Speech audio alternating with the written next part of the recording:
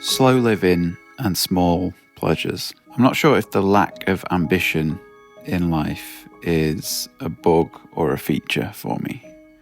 I really like the idea of living a small life. I just picked up a book called Small Pleasures about finding joy in the small things in life. There's this feeling that we all need to do something big, but honestly, I don't really want the pressure of doing something big. It makes me happy to do small, joyful things.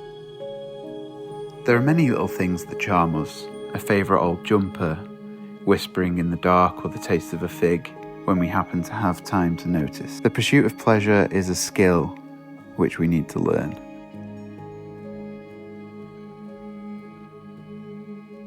I love to tell stories, but not the huge things, not the history-defining events and culture-shifting individuals.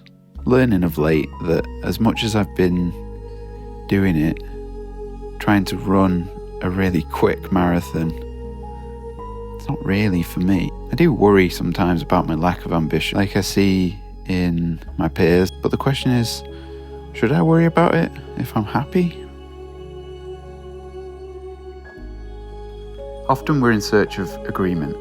It's very nice when someone wholeheartedly agrees with something we've said, especially when we thought they'd be against us. But there are also special satisfactions when someone is not just slightly out in what they say. They're not just exploring an interesting idea you don't particularly happen to agree with, or advancing a plausible sounding but actually mistaken hypothesis. Over dinner or listening to the radio in your car, we're finally in the company of someone who is deeply, wildly wrong. It could happen around some conflicted bit of political history or some key problem of modern life. Maybe they say that Margaret Thatcher was the best British leader of the 20th century, or that she was the worst. Maybe they're saying that global warming is a conspiracy of left-wing scientists, or that before long, cruise ships will be docking in Central Park.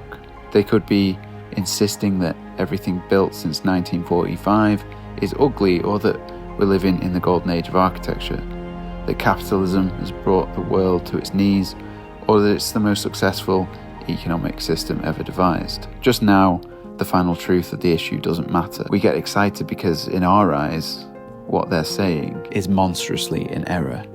We feel we're totally right and they are totally wrong.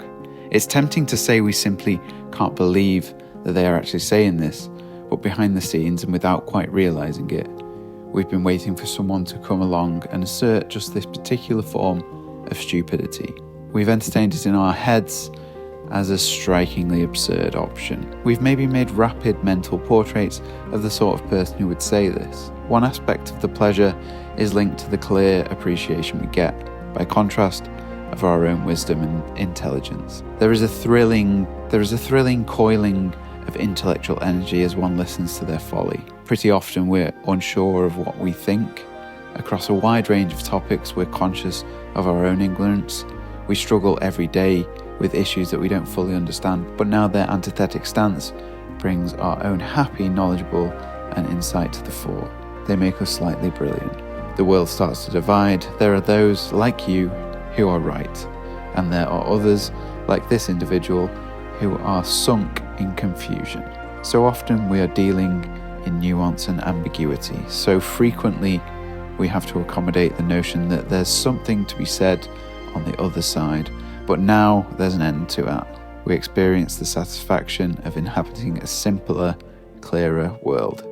This pleasure is also linked to personal history. Years ago, there was a person who loomed large in your life who took this kind of view, a parent, an unsympathetic teacher, an overbearing individual you were at college with. They used to spout these things along these lines.